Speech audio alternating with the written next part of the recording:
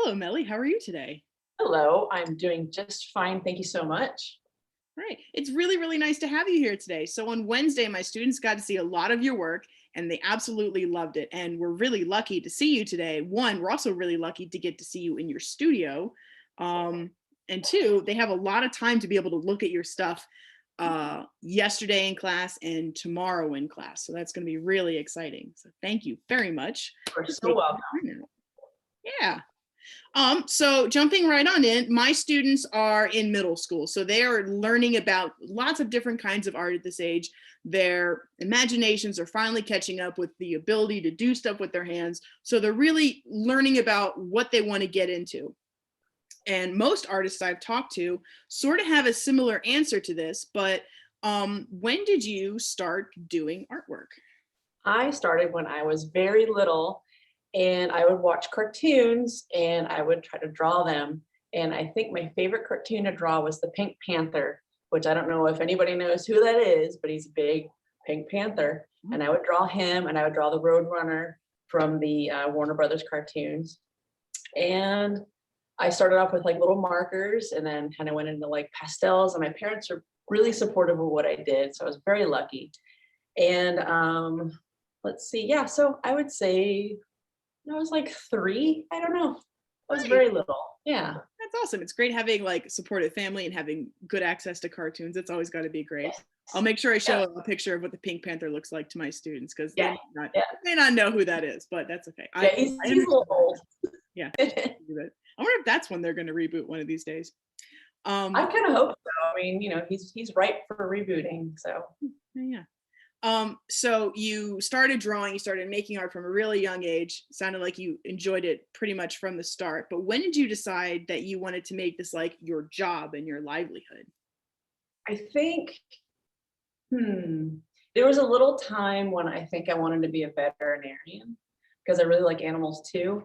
But I was just way more interested in art because it just came naturally to me, I think.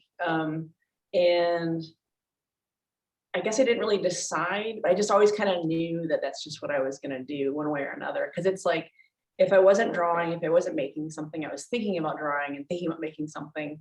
But, like my first jobs were like waitressing and doing non-art jobs. Mm. But I would think about doing art. As soon as I came back from the job, I would do art. So it's like I just knew that I needed to do art one way or another. And I was lucky enough to eventually make that happen. That's wonderful. I remember I used to work at my local university's sort of dining hall. It's like a mini restaurant, and I would be there all day, and I would be thinking about art, very similar to what I'm sure what you would be doing. And I would like find like little napkins and like little notes of like the backs of boxes. And I make a doodle and I was like, draw this later, or this is a great idea. I wrote a book, like a comic book when I was in a bakery section one day. And then I got home as fast as I could and I started drawing it down. And it's one of my very favorite things. So it's like it just spills out of you. Like it just seeps out. You have to get it out. Yeah, we can't even help it. I love it. Yeah. And how old were you when you were able to be able to do this for a job? So let's see here. I got my first art job when I was, I'm going to say 19. And a friend of mine, his dad had him start running this like educational software company where we made cartoons for kids, educational stuff. So I got hired because I knew them from animation school. I went to art school, knew them from the animation class I was taking. And so they hired me to do that. So I was drawing like Larry the Mailman and like Betty the Teacher and stuff like that, which was fun. So that was my first real art job was drawing little animated cartoons for educational software. Nice. Mm-hmm. Very cool. So a lot of what my students saw that you make, and we can see a couple of them sort of scattered around the background, are these amazing, detailed, intricate masks that you make. Yes. So do those start out as drawings before they are made into something that's 3D? Sometimes they do, and sometimes they don't. And let me see if I can find my sketchbook, which of course I didn't put where I should have put it. I had all this stuff prepared for you guys. And exciting. It's like I Spy. Yeah. That's the problem with having like a cool space is you have so much stuff in it. Sometimes you lose track of where it is, but I just saw it. So here it is. So I think he's in here. Let's see. There he is. So like this guy, right? Hey, buddy. I just drew that guy. I was like, man, he'd be a really cool mask. So I started blocking him out. Oh, very cool. And so he looks like this right now. Wow, that's enormous and very cool. He's gonna be a big boy. Yeah. But the thing is, when you do the sketch for the mask, once you put it on the head, it might not work. It might not work on a human anatomy. Okay. Because you still have to look out, you have to breathe, you have to have it proportionate to your body so you don't have this giant head sort of lolling around, which can work if you're doing a giant body costume. That can work. But like that, I would probably wear like, you know, like a cool little outfit like this and be like a weird space creature. Nice. So it can change a lot from the sketch to the actual sculpt.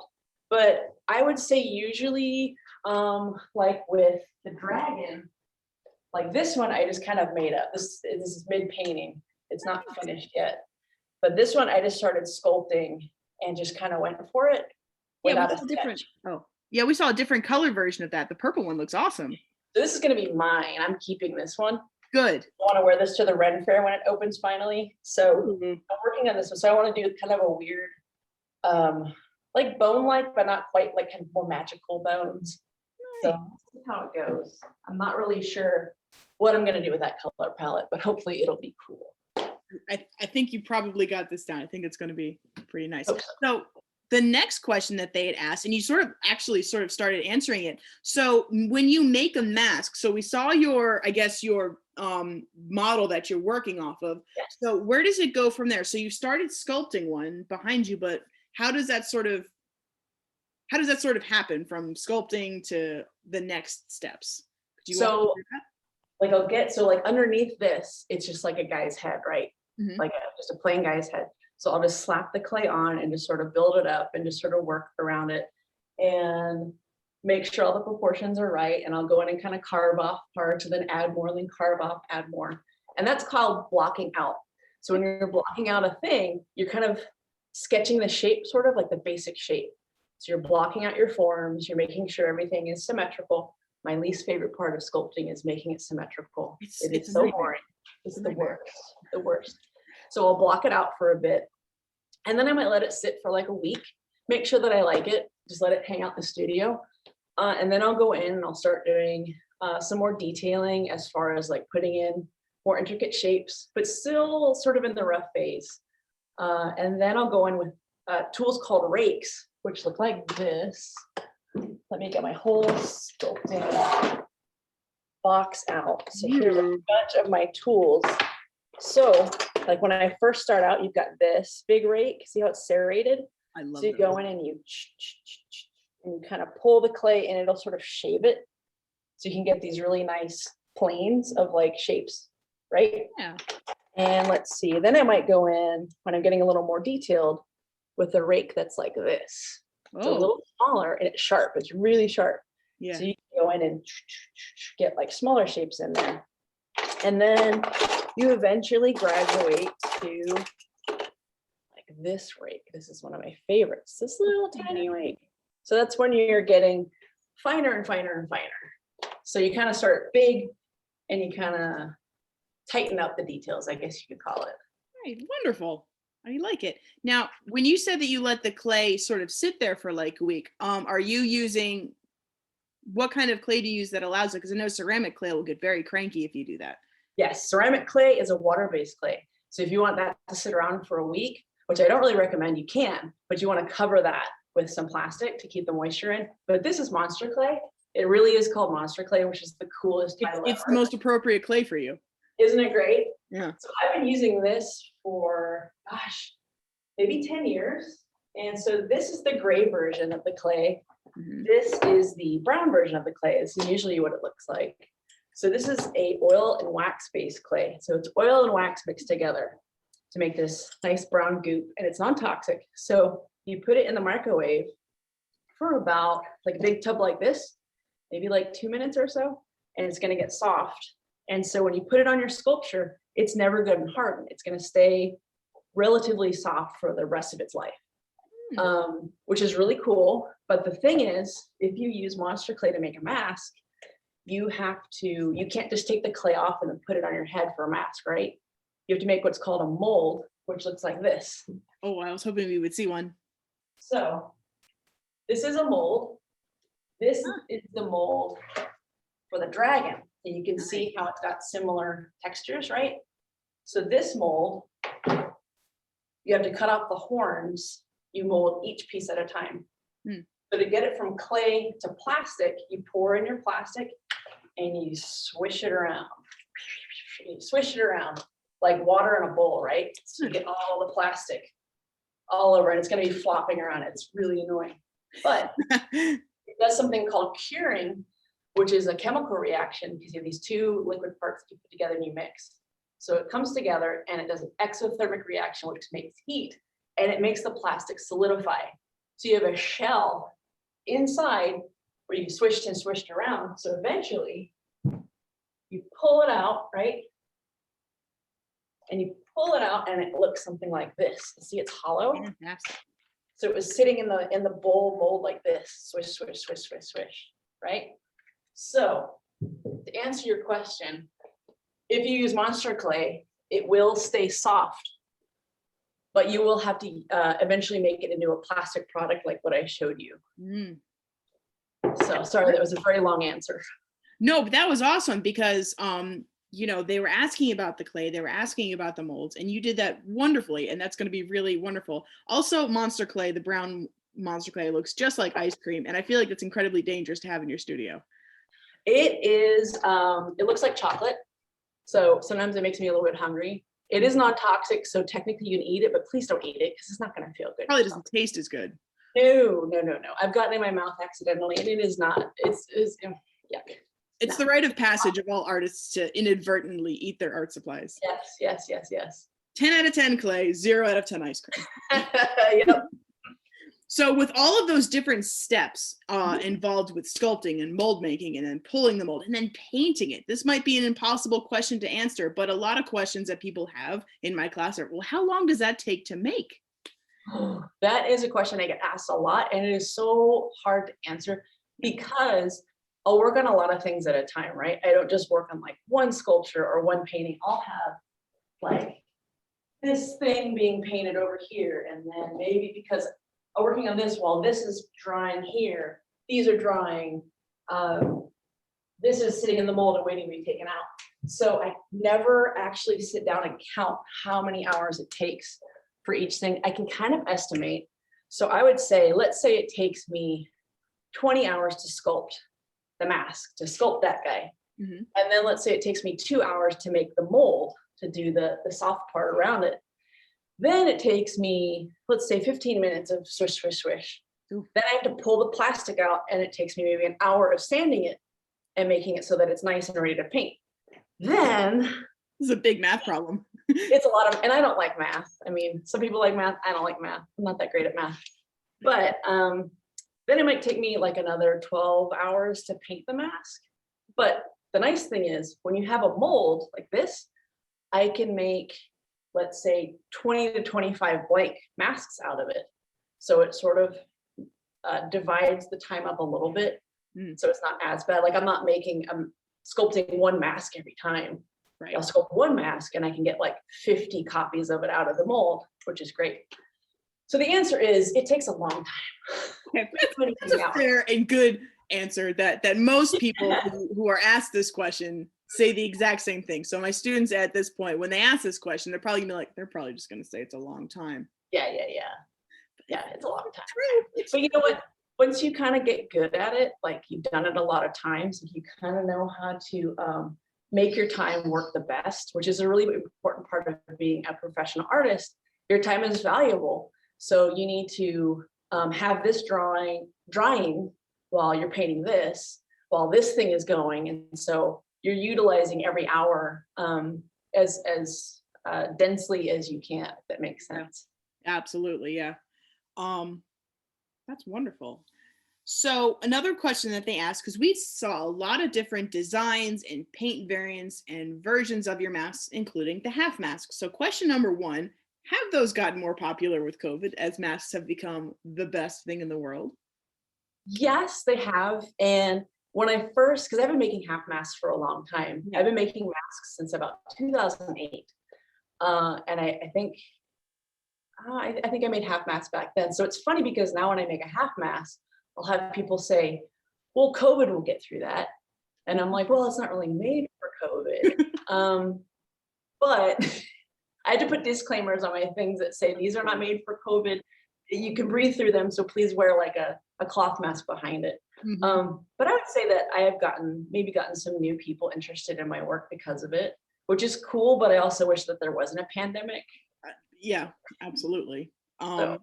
And on that same thing, now we saw the different photographs of them. Now, how do those stay on your face? Because I don't think that you photograph them with any sort of like face catching stuff on it. Yeah, I rarely show like the straps and stuff on like social media. I'll put it on my website, but the straps, like, I mean, they look okay, but it stays on with elastic straps. And let me see here. Oh, I just sent a mask that was finished to my assistant. She came to pick them up, so it's gone. But it's let me find you real quick. Where are you? Well, basically, it's strips of elastic, right? And you glue it on. You have a little loop here and a little loop there, and the elastic is glued so it goes like that. And then you put padding. This kind of padding, see, it's like about an inch thick. Yeah. You put padding here and you put padding there, and so it's going to stick to your face a little bit better instead of sliding around because it's like plastic. Yeah. And you just put it on like that. You have your elastic strap like this, ready to go. Fantastic. And you can see out of it pretty well. Great. Yeah, that was another question that they had asked. Can you see well out of these, and can you breathe and talk? So we can skip that question because you just demonstrated that the answer is yes. Yay, yes, the answer is yes, because I do want people to be able to see and not fall over things and hurt themselves. That would be better. However, there are masks that I've made that have, it's actually just stereo speaker cloth, the cloth that goes over like a speaker on a stereo, right? Yeah. You can see through it if you put it up to your eyes. So you can use it to put over, right, the back here. You can glue the cloth over the eye. So from the front, it looks all black. But when you put it on, you can actually see through it. But it's a little bit darker. You can't see as well. So some of the owl masks that I've made and other masks where I want the eyes to be concealed, I've used that. But in general, they're open and you can see pretty well. That's great. Now, another question that my students had asked, because these are gorgeous pieces of artwork. Thank you. Very nice. So people are probably spending a lot of money on these beautiful things, but when people, what they had asked was, if you were to wear this out in public, where would you recommend to wear these beautiful things in public? Like, what works best? Wear them at a convention.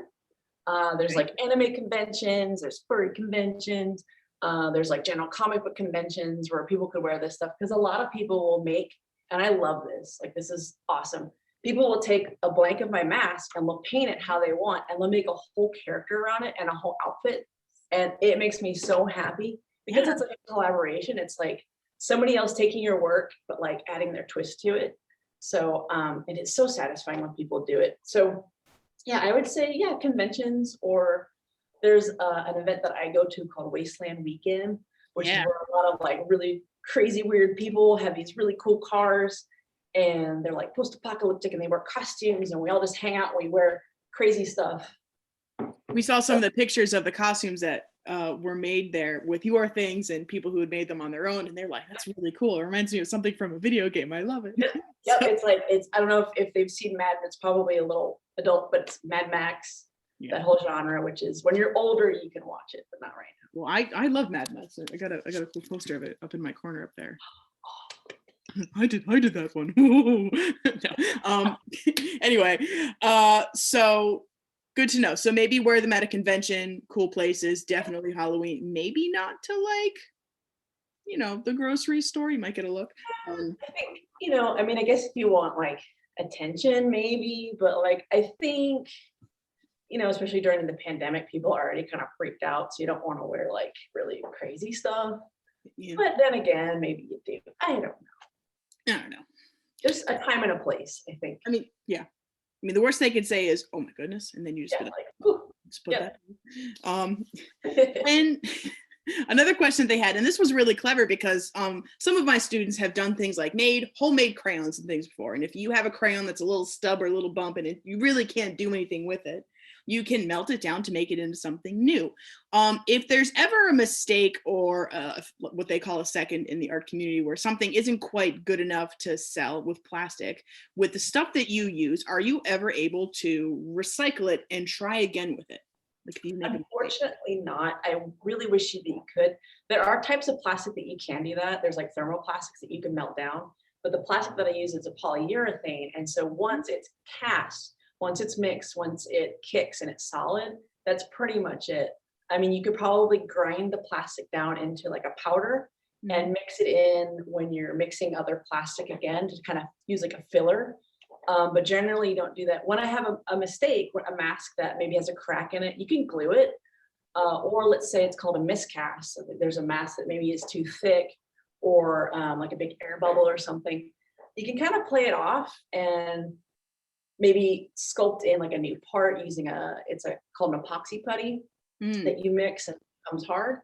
Or you can, do something that looks like it's supposed to have a mistake in it and just work with it. Or some people will take like a part and they'll make like a piece of armor with it, like a cool pauldron or something.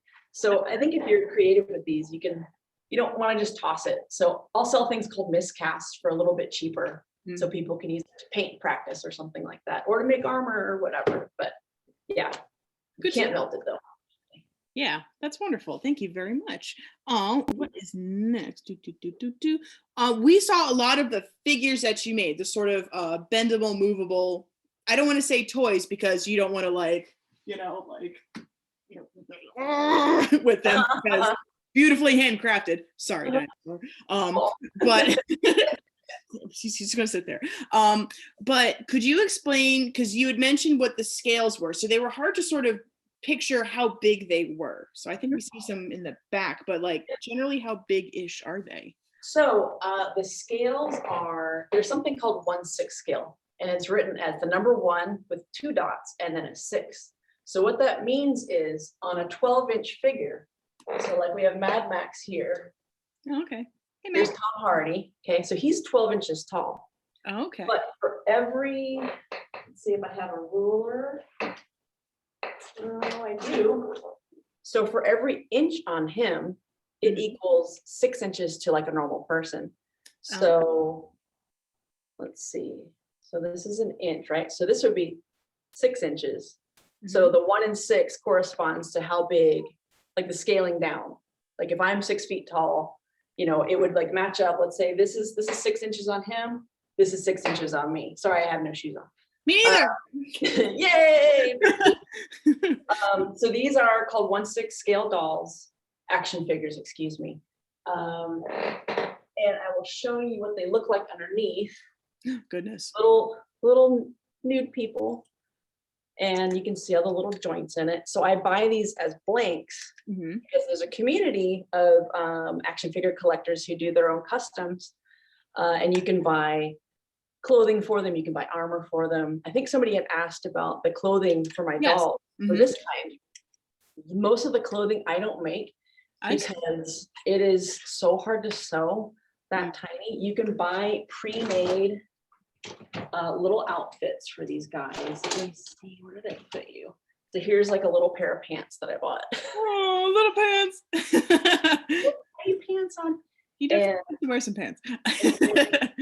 Here's like a lady with her shirt on, right? So you can buy these and you can paint up the bits. You can paint up the parts. You can buy like little weapons, little accessories for it.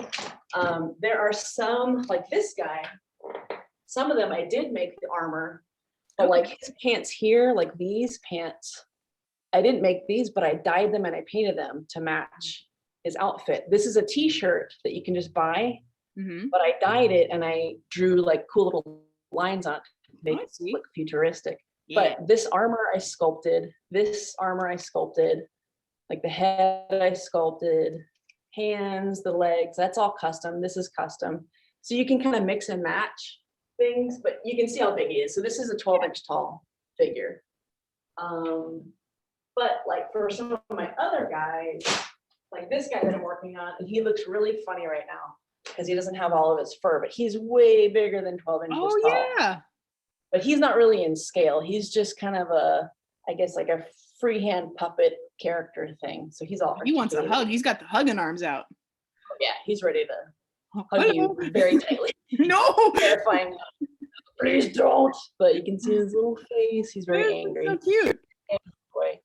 So he'll get all fur, and then I'll go in and I'll trim the fur, and he'll have more of a threatening shape than this weird whatever's going on with him right now. I like that. It kind of looks like he's wearing like horse riding pants with the really tall socks. He's got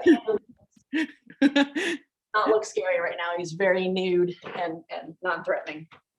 And it's funny, when you're working on a piece, because I'm kind of making them up as I go along, they get in these ugly phases where like I put the fur on, I'm kind of like, ooh, I don't know about you. He might turn out bad.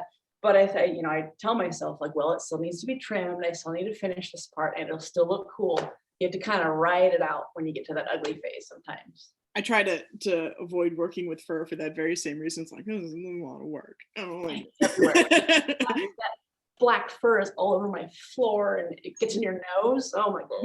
Yes. And you blow your nose, and you're like, oh my gosh, I've turned into like a big hairy bear. That's part of why I stopped making art dolls. I don't know if you ever saw those. They made these big art dolls with they're like sewn bodies with rigid faces that were glued on.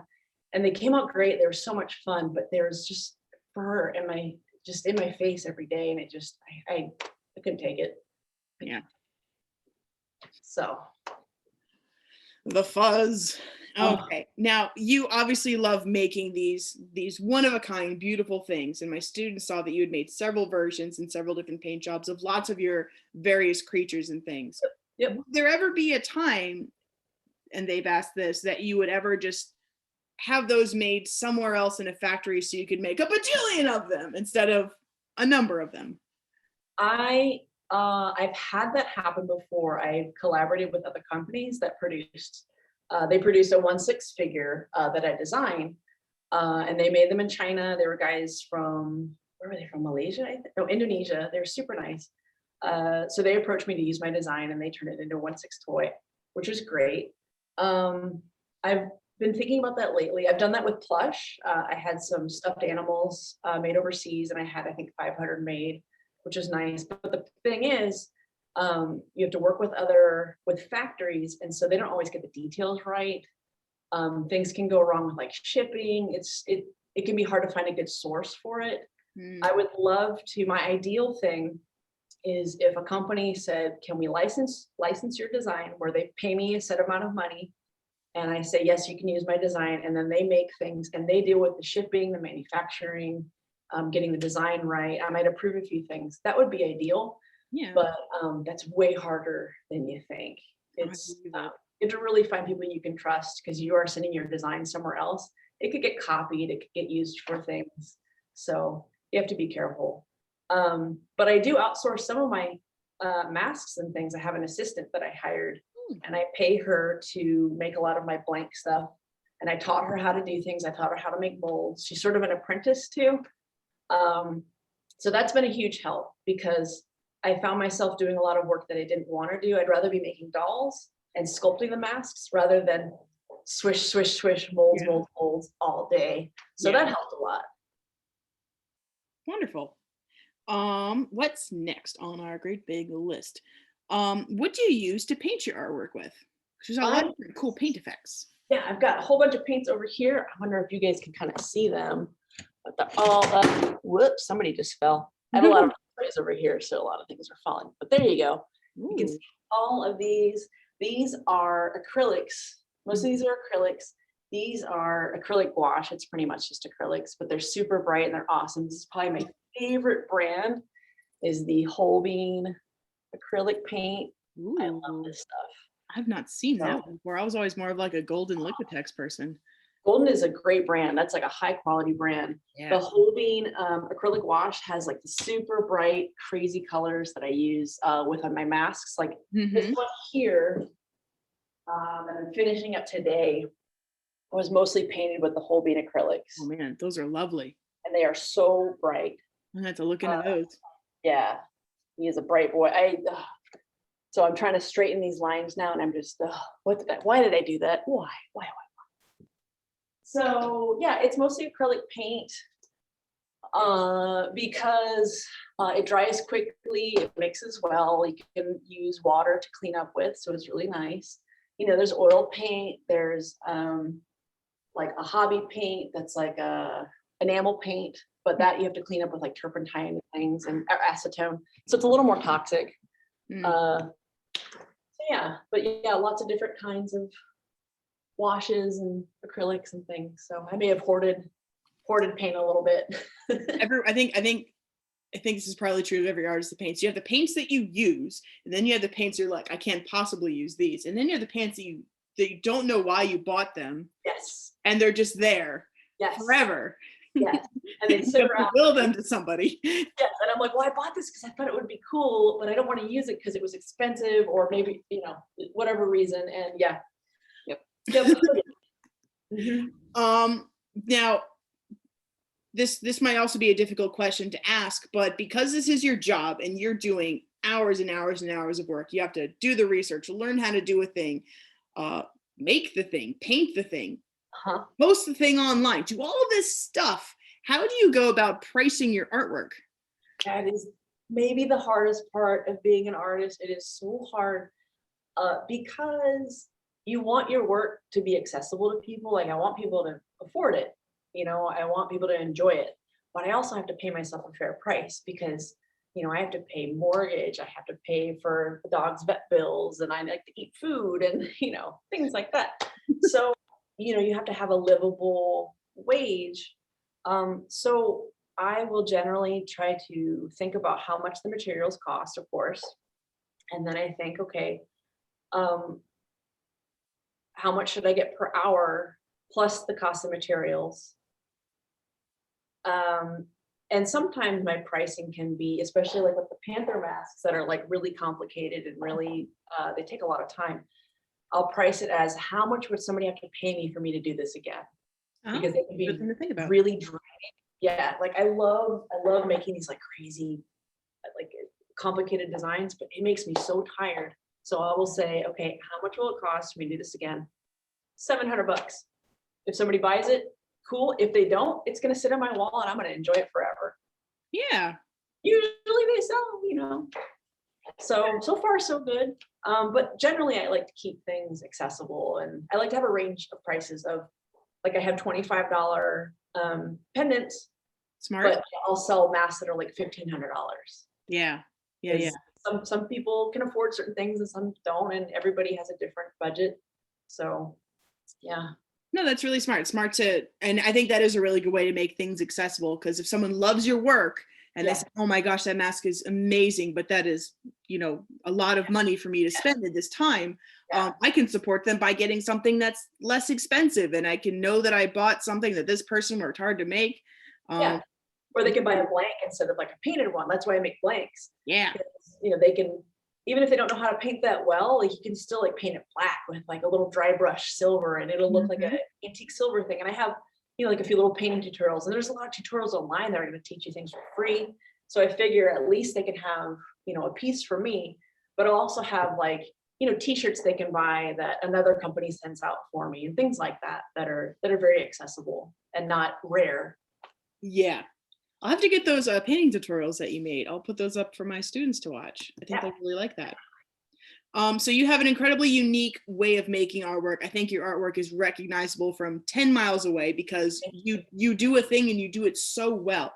And we got to see a lot of famous, very cool people have gotten in touch with you to ask you to make a thing for them because they love what you do and they have a job to do as well. So that's got to be really exciting. So how do these other creators generally get in touch with you?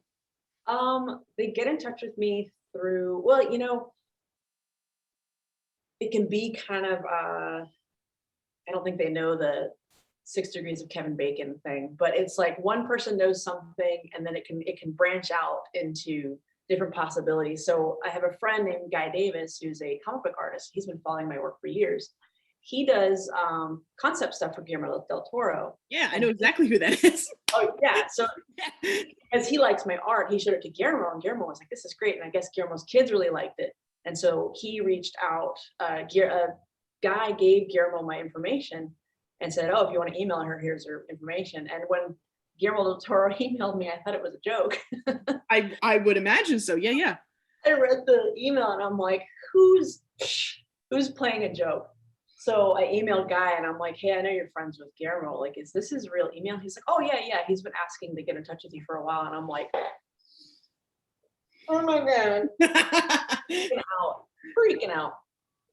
So yeah, it can be just somebody. To answer the whole question, it's if you make work that's unique or yours or just strikes people in the right way, it'll bring people in. It can also be, let's say your piece is in a gallery, like a little gallery. Somebody might see it and like recognize it, or at conventions. Conventions are actually really good for networking, and having random people find your stuff and they're like, oh my God. Like I saw at Monster Palooza, which is a convention that I go to, John Favreau came by my table and I just froze. And it's like years ago. For people at home, John Favreau is the guy who helped do a lot of Iron Man stuff. He plays Happy in the Iron Man movies. The case Mandalorian director. Yeah, he helped make the Mandalorian happen. Cool fella. Yeah, so that was pretty cool. He didn't buy anything from me, but the guy looked. So that was cool. And I saw like Stan Winston, who is he's a famous makeup artist. He's been around for a long time. If you're into like special effects, like old special effects, he's like a cool guy. So he comes up and at Monster Palooza, he sees one of my helmets. And he's like, did you make this? Asking me these questions, super nice. So just, yeah, conventions are amazing for that. Yeah. So it's a lot of different ways to get people to kind of notice your stuff. To me, it's not that important. It is, it's cool. Believe me, it is super cool. It makes my day, but I just want to make work that I like. I don't want to make work just to attract certain people or try to get attention, because I think that's something that can be kind of dangerous to chase, because you're never really going to be happy. It's never going to be good enough. I see a lot of people that'll like make things just to get attention or just to get likes or just to get this, like just make stuff that makes you happy. And I think things will kind of follow. Yeah. Can't guarantee it, but you'll be happier. Yeah. You'll know that you made something necessarily for you and not for someone else. Exactly. Yeah. If it's for you, you're going to put more love into it. Yeah. Yep. And I think it just feels better, Yeah. You've got a huge variety of things that you've made. What do you think is the most difficult thing you've made? This is the group of questions that my students are like, what's your favorite? What's your least favorite? These are the sort of like bullet point questions. That's a good question. The most difficult thing that I made. Wow, that is so hard. There was a mask that I made where I wanted to make it see-through. So I had to use my pressure pot, which is it's a device that you use to you shrink it. It puts a lot of air into this pressure thing. So that makes any bubbles that are in the clear plastic, you can't see them because they're super tiny because the pressure just squishes down. So you can make clear pieces of this stuff, right? So I wanted to make a mask that had clear parts, but sort of iridescent and translucent. And so I had to cut the mask into sections so it would fit in the pressure pot. And it was really difficult getting them back together. I learned a lot and it came out exactly how I hoped it would. And I was so pleased because it was, there were a couple times where I wanted to throw it out the window. No. Because I was doing things that I hadn't really done before, but I made it work and it came out pretty cool. So yeah, I would say doing clear masks, that one clear mask. There's been some of the difficulties that I've had are like with full body stuff. Oh yeah. Proportions, right, can be really hard. I haven't done like a big monster suit in a while because they're just too hot and I'm getting older and I can't do it anymore. So I do lighter costumes. But I did like a big demon costume. It's got like fur and leather and all this crazy stuff, like armor, and getting it to move right and getting the legs to look proportionate and everything was pretty difficult. Just so, because when you're making a mask, once you put it on, it could still look dumb, like, and you don't know until it's on your head and everything's together. So I think full body costumes are the most difficult thing for me overall. Okay. They're most fun but difficult. Yeah. Now we've seen, especially as you're gesturing today, talking difficult, can't do it. As you've been talking with us today, you've been gesturing a lot, and we see a lot of gorgeous tattoos on you. Do you design your own tattoos and or make tattoos? I used to have a tiger. I got this like crazy monster guy who's kind of looking at us. I see the eyeball. Hey, buddy. Arm, like he's kind of barfing on my arm, and this guy is kind of barfing on his mouth. My mom doesn't like these very much. I hide these when I go home. But I designed a couple tattoos up here, and I still love them because they're pretty old tattoos. But I will never put my own work on myself again, because as an artist, you're very critical of your work. And so when I look at them, I'm like, ooh. So all the tattoos that I have were designed by a tattoo artist. And I think it's better for the tattoo artist to design the piece for you. I think you end up with a better piece. But I have done tattoo commissions before, custom tattoos. I don't really enjoy doing them because it's going to be on somebody's skin for a long time, forever. Not a long time. No pressure, right? On their skin forever. So I want to make it perfect. And often people had big ideas for their tattoos that weren't going to work. And I didn't like telling them no. Yeah. And disappointing them. So I just kind of stopped. I don't really do commission work anymore. But there was a time when I did draw tattoos for people. But I would leave it to the tattoo artist to design it for you, because that's their job. Yeah. Excuse me. Goodness. Tattoo artists out in the world agree with you. They say, you've got a lot of different sort of creatures that you've made. Have you now? My students have warm-ups at the beginning of every class, and we are doing Monster March, which is perfect considering we got to talk to you. So they've been drawing all sorts of mythological creatures, and they've been having a lot of fun with that. Do you ever make specific mythological creatures? I have. Let's see, I did a Manticore doll. This was like probably 5 years ago. And he had like this creepy human face. He was about like this big. And he had the scorpion tail that was articulated, and it was made out of like a felt that came out with like a little stinger on it. So I did a Manticore. I've done a Sphinx before. I've done demons, lots of demons. Who else? Werewolves. I made a werewolf costume forever ago. It was like 2007, I think. So werewolf, they're mythological, right? Aren't they? Yeah. Okay, good enough. So I've done quite a few recognizable mythological creatures. Nice. Yeah, spoilers for my students. They're going to be asked to draw a Manticore on March 30th, and they're like, "What is this nonsense? This is ridiculous. This is a strange mixture of a lot of different things." They're going to be asked to draw. I'll find the Manticore doll for you if you want to show it to them. I will absolutely show that to them on Tuesday, very soon. Cool. My goodness. What is the weirdest request for a project that either you've said yes to or a no thank you to? Oh my. Safe for school. I had somebody ask me to make a costume of Buddy the Elf from the movie Elf. Okay. Which at the time I had never seen before, and now I've seen it, and it's a very funny movie. It's got Will Ferrell. He's a big elf, but they wanted me to sew the costume that the grown elf man wears, and I went, what part of any of my work makes you think that I could make that? Yeah, I want to make that because no. So I told him like, no, it's not a service I offer. You can buy one on eBay. Yeah. And I've had people, I think with the tattoo commissions, I've had people say, okay, well, I want a tattoo. I want it this big, but I want it to have this and this and this and this and this and this and this. And I had to say, no. That's impossible. It's going to look terrible. Please don't do this. And usually they don't listen. So I just don't do it. I don't want to put work out in the world that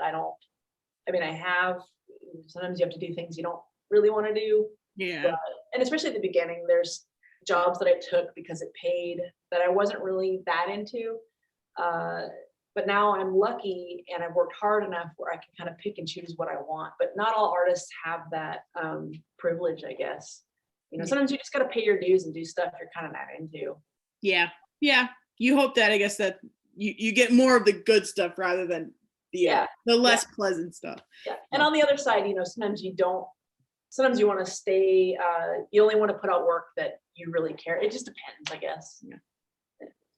The next question that they had, now you talked a little bit about this sort of unintentionally, but you had mentioned, so we saw that you did the cool character. You actually had a toy of the character, the bounty hunter, and you had sort of in a roundabout way had mentioned that you did animation stuff. Now, have you done animation for anything other than that character? Yes, I worked on a movie called A Scanner Darkly. You did? Yes, I was one of the animators for the scramble suits, actually. Oh. I was on the scramble suit team, and the scramble suits are these things that the characters wear to conceal their identity. It's like a cloth that they put on, and it projects different facial features of people because they're undercover agents. And it's a futuristic piece written by Philip K. Dick, and it has Keanu Reeves in it. And so that was my first big time art job, and I moved to Austin for it. And it was great. I met all these artists. I had never been around that many artists since art school. It was a great experience. But yeah, you're rotoscoping over actual footage of humans. Rotoscoping is where you trace over things to make an animation. So that was fun. And other animation, I've done stop motion animation in school. I actually majored in traditional animation in college at the School of the Art Institute of Chicago. And I learned a lot of animation techniques that are traditional that we still use, but I didn't get to learn any of the cool new programs because I'm old.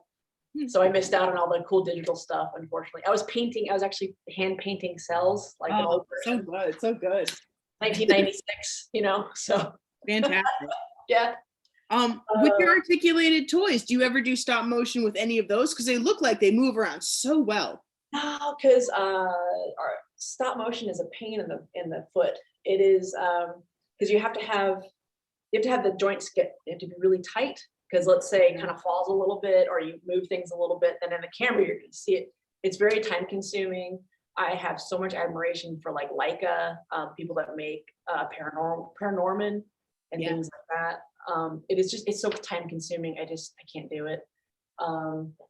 But there are people that actually do use 1/6 and action figures to do some really tight, really well done stop motion stuff that I've seen on Instagram, and it's mind blowing. But I'm not gonna do it because God. Oh, I love it. I used to play with that when I was a kid, and I'm just sitting there with a little camera going. There's some very terrible YouTube stop motion things that I did when I was a teenager, and there's something about when you, after all that work that you've done, when you look at the footage and you're like, oh my God, my character's moving. Oh my God. Oh, it's like magic. So I do miss that feeling, but that's over for me. Yeah. So you sort of answered this already. My students were asking if you ever do digital art, because most of what we've seen, you're using your hands for traditional, what we would call traditional art. Do you ever do digital art? Yeah, I've done, I made the transition to Photoshop a while ago, got my first Wacom tablet pencil a long time ago, but I don't enjoy being at the computer to make art. I want to be working with my hands. I want to be moving around. There's something about, I've actually stopped really doing a lot of t-shirt designs. There's a phase where I kind of did a lot of digital t-shirts and apparel design. But I don't know, it's I felt hypnotized and tired, and it just didn't do anything for me. Whereas, when I'm moving and I'm doing something, I feel good. So I don't enjoy it. I'll do it when I have to. If I get hired for a character design thing, a gig, I'll do digital stuff because it's fast. I can whip out sketches, and then if they don't want to change something, it's really easy to manipulate the colors and different, oh, I don't like the way this arm is. Okay, I can cut it off, replace it really fast. I use in Procreate, you know, you can go in and you can, fix it up. But yeah, I'm just not. I know a lot of people do like 3D sculpting. That's a big thing, and I think it's great. I think it's opened up a lot of doors for people that don't have access to huge spaces like this. Space is a big thing. So I think it's wonderful. Personally, I'm not interested in it, but I'm glad that other people are enjoying it. Yeah. I keep trying to like dip my toes in digital art, and I always come back to paints. I always come back to markers and stuff. I'm like, I'll use my hands. I know. I like the tactile feeling of it. It's like when I do like the big ink paintings, I just like the way that it feels in my body. I can't do this. I mean, I can. I just don't enjoy it. Last but not least, sorry. Last. I got 2 questions left. Sure. Have you ever done designs? You can ask all the questions you want. Have you ever done designs for video games? Because there's a I think your style would go so well with it. A lot of my kids said things like Borderlands and Mass Effect, and it kind of reminds me of that. It was really cool sci-fi stuff. Yeah. No, I love, because I totally play video games. Like I'm still playing Titanfall 2 like every night, just killing noobs, just owning noobs like crazy, which is fun. But what if you're going after my students? oh God. I apologize if Miss Monster Mel on Xbox has ever headshot you. I'm sorry. I'm not sorry. No, I'm sorry. I'm sorry. Anyway, roller coaster of an answer. So I would love to, but there's the digital video game field is very saturated with artists. They have their own in-house artists that specialize in character design for video games, etc. So it's not really something that I get hired for. I would love to. It's, that'd be great, but I'm not really looking for it. If they reached out, that would be cool. Okay. Yeah, it would be cool, but I'll take it or leave it. Usually when I get hired for freelance stuff, it's character design for like cartoons or hush hush, certain cartoons that might be coming out that I can't talk about, but yeah. I covered up my eyes for that, but yeah. Well, it's frustrating because I'll get to do these really cool projects, and like right now there's one that I wish I could tell you about, but I can't talk about it for like 2 years. It's the worst, but maybe off camera. Okay. When we're done recording. What is the favorite thing that you've made? Oh boy, that is such a hard question. You're killing me. Oh my gosh. Like last. There's some things that at the time I've kind of been like, it came out okay. And then years later I'll look at it and I'm like, that was really cool. But I think I really like the way that this guy came out, because he took so much work and so much research and so much. This is the guy, one of the characters that I designed for Guillermo for 3 Below. Yeah. Alpha Zeron, who is not a nice person at all.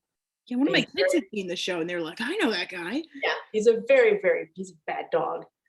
So I did a figure of him that followed my character design that I drew for him much more closely than the actual cartoon, because I have to simplify things for animation. Right. But every time I look at him, I'm like, man, I did a pretty good job on that. Like, he's got flexible armor and like his little mask comes off, and like, let me show you all the heads that I had to go through to get his coloration right, because it's a certain kind of iridescent powder. Yeah. I had to cast all these heads, all these Alpha Zeron heads to get. Oh my goodness.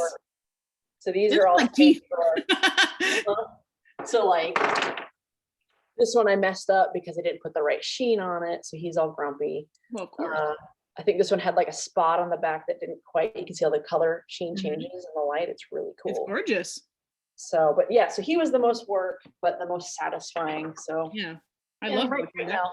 Yeah, he came out pretty cool. That's so let's see him. Last but not least, so my students are at the age, they're sort of figuring out what they want to do for the rest of their life. What are they really getting into, which is such a cool time to be alive. It's probably fairly stressful because you're like, oh, what do I do? They're figuring out what they really, really love. And I remember really getting into art when I was around their age. And a lot of people I've talked to said that that's really when like their hobbies really started amping up. What advice would you give to my kiddos who are looking at what you do and their eyes are as big as they can get and they're like, oh my gosh, this is the coolest thing ever? What advice would you give to budding artists who love sculpting?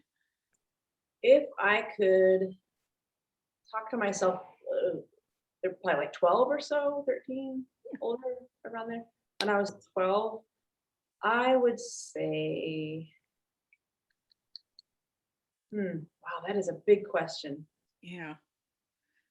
Because I want to say, the standard like draw every day and practice every day and you'll get really good. Give me a minute just to think. All right, take your time. Yeah. I would say, oh gosh, because what I really want to tell them is sometimes grown-ups are going to tell you things that might throw you off your path. And they're only doing it because they're worried about you. They might say, being an artist is hard. Being an artist means you're not going to have a lot of money. It's going to be hard to make a living.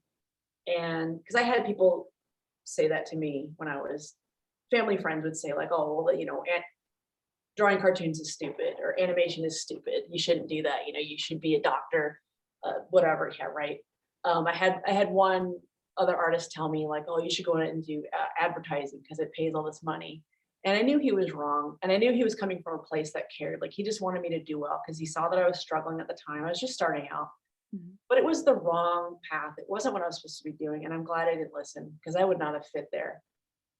Sometimes people are going to tell you things about being an artist that it could be true for some people.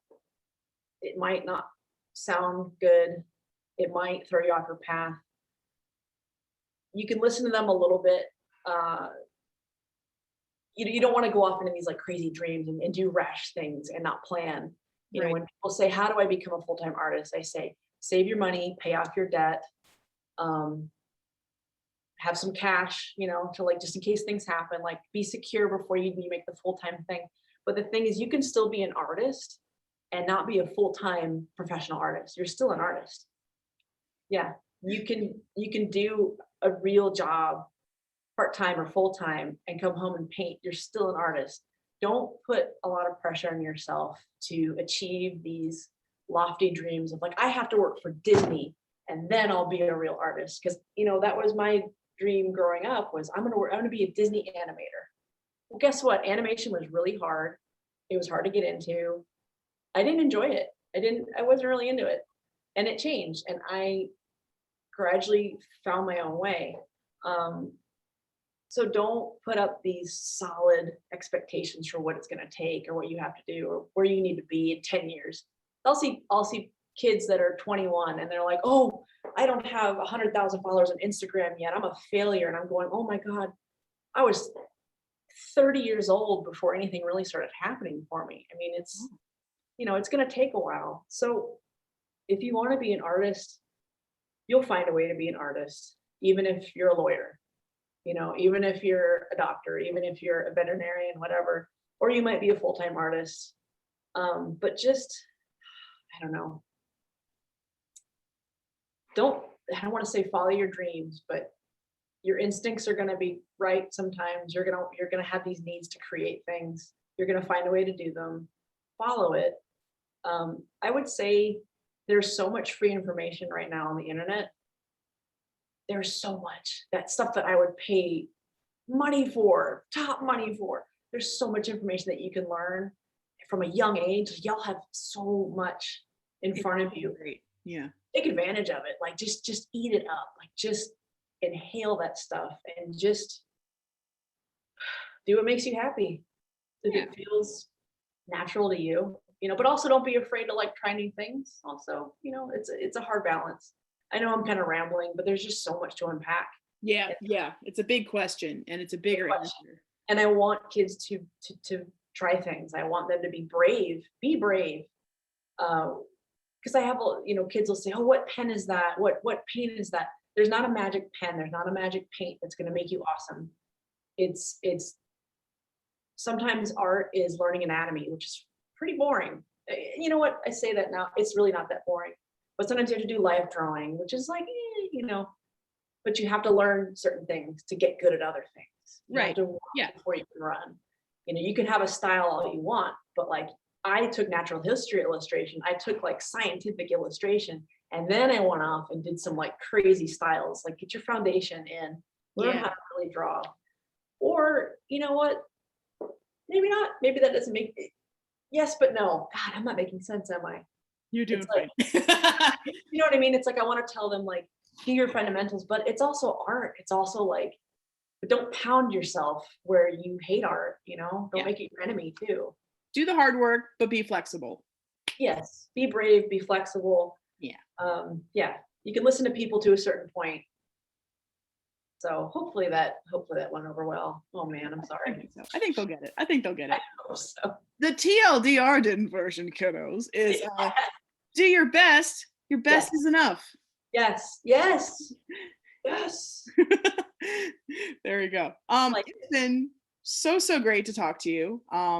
It's been so great to see your studio too. Like it's just there's just such a variety of cool things to look at, and it's cool to see stuff that's been finished, that's in progress, somewhere in between. It's awesome. It's very cool. We got cool stuff. so much. Thank you, Right thank you. behind you.